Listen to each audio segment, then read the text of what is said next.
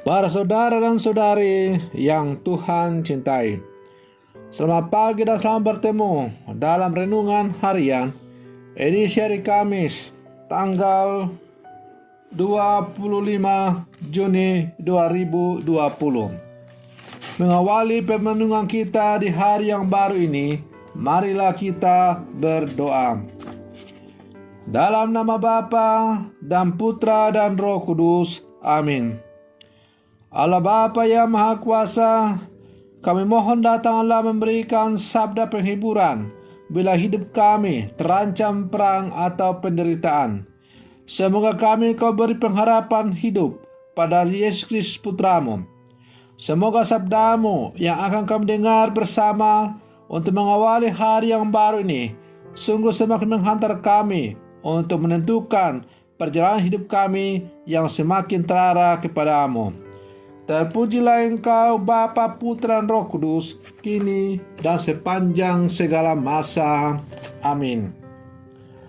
Para saudara dan saudari yang Tuhan cintai, sabda Tuhan yang hendak kita dengar, kita ambil dari bacaan Injil hari ini, yaitu Injil Matius pasal 7 ayat 21 sampai 29. Tuhan sertamu. Inilah Injil Tuhan kita Yesus Kristus menurut Santo Matius. Dalam khotbah di bukit, Yesus berkata, "Bukan setiap orang yang berseru kepada Aku, Tuhan, Tuhan, akan masuk ke dalam kerajaan surga, melainkan dia yang melakukan kehendak Bapa-Ku di surga. Pada hari terakhir banyak orang akan datang berseru kepada Aku, Tuhan, Tuhan, bukankah kami bernubuat demi nama-Mu dan mengusir setan demi nama-Mu dan mengadakan banyak mujizat demi nama-Mu juga? Pada waktu itu Aku akan berterus terang kepada mereka dan berkata, Aku tidak pernah mengenal kalian. Enyalah daripada Aku, kalian semua pembuat kejahatan." Setiap orang yang mendengar perkataanku ini dan melakukannya, ia sama dengan orang bijaksana yang mendirikan rumahnya di atas wadas. Kemudian turunlah hujan dan datanglah banjir, lalu angin melanda rumah itu. Tetapi rumah itu tidak roboh, sebab didirikan di atas wadas. Tetapi setiap orang yang mendengar perkataanku ini dan tidak melakukannya, ia sama dengan orang bodoh yang mendirikan rumahnya di atas pasir. Kemudian turunlah hujan dan datanglah banjir, lalu angin melanda rumah itu, sehingga robohlah rumah itu dan hebatlah kerusakannya. Setelah Yesus mengakhiri perkataannya ini, takjublah orang banyak itu mendengar pengajarannya. Sebab ia mengajar mereka sebagai orang yang berkuasa, bukan seperti ahli-ahli Taurat mereka. Demikianlah Injil Tuhan. Para saudara dan saudari yang Tuhan cintai, sabda Tuhan yang baru saja kita dengar bersama adalah merupakan bagian terakhir atau penutup dari khotbah Yesus di atas bukit. Ucapan Yesus ini untuk mengakhiri khotbahnya di bukit yang ditujukan untuk para muridnya. Dengan tekanan serius, kini Yesus mengingatkan mereka bahwa hidup tiap orang satu saat kelak akan diterpa badai.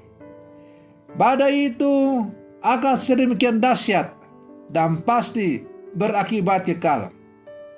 Badai itu akan membongkar kenyataan fondasi hidup.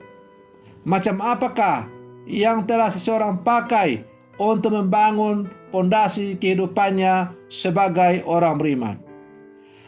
Hanya ada dua macam fondasi dalam hidup orang-orang beriman.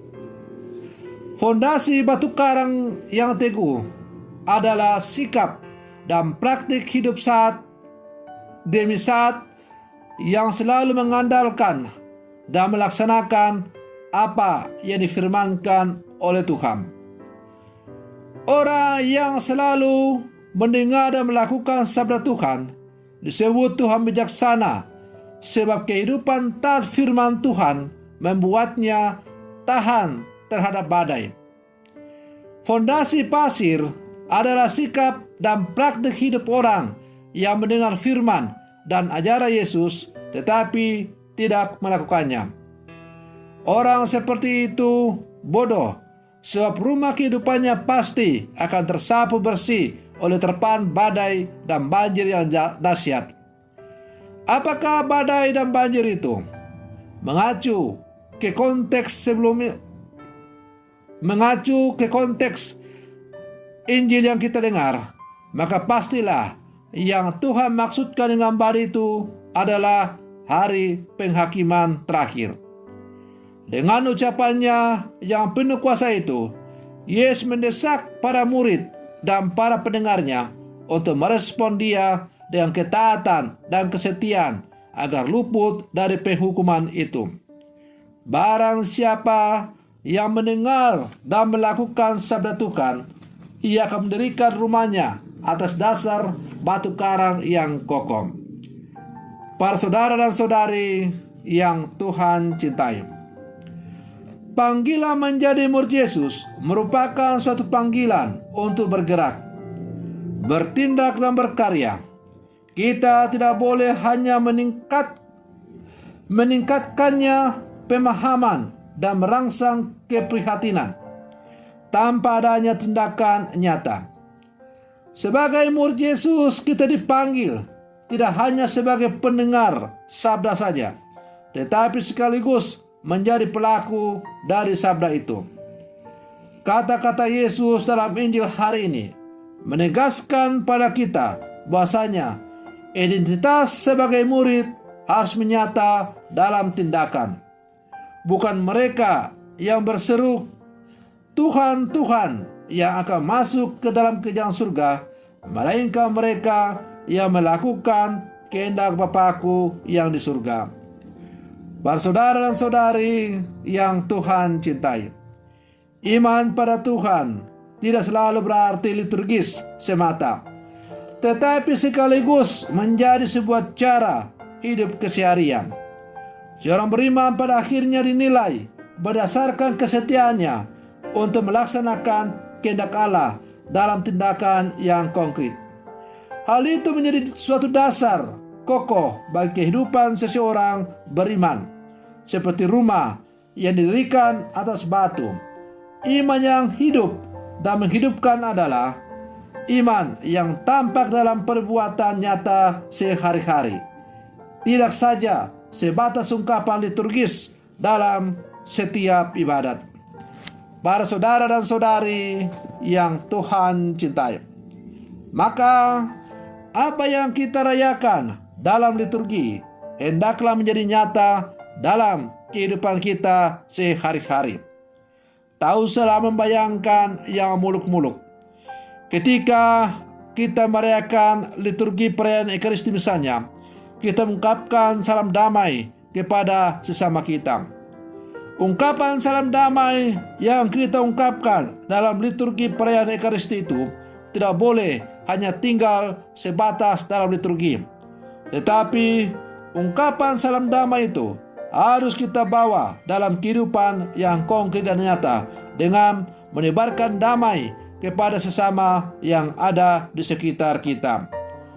Para saudara dan saudari yang Tuhan cintai, panggilan menjadi murid Yesus adalah sebuah pilihan bebas yang diberikan oleh Tuhan kepada kita. Apakah kita mau untuk menikmati hidup berbahagia bersama dengan Tuhan di kemudian hari juga merupakan sebuah pilihan bebas. Tetapi yang jelas, bahwa bila mana kita sungguh mau untuk menikmati hidup kekal bersama dengan Tuhan, maka tidak ada jalan lain daripada bukan hanya menjadi pendengar dari sabda, tetapi hendaklah juga menjadi pelaku dari sabda itu. Sabda yang kita dengar tidak boleh hanya tinggal teori saja, tetapi harus menjadi nyata dalam kehidupan yang nyata pula. Ibarat kita mendirikan rumah di atas dasar yang kokoh, maka demikianlah apabila iman kita berakar kuat dengan perbuatan-perbuatan yang kita lakukan setiap hari, maka kita boleh yakin dan percaya akar dari iman kita itu akan semakin kuat, sehingga kita tidak mudah goyah dalam menghadapi tantangan-tantangan dan badai kehidupan di dunia ini. Semoga permenungan saya ini semakin menghantar kita untuk bukan hanya menjadi pendengar, tetapi juga menjadi pendengar dan menjadi pelaku sabda dalam kehidupan yang konkret. Selamat pagi, Tuhan Yesus memberkati.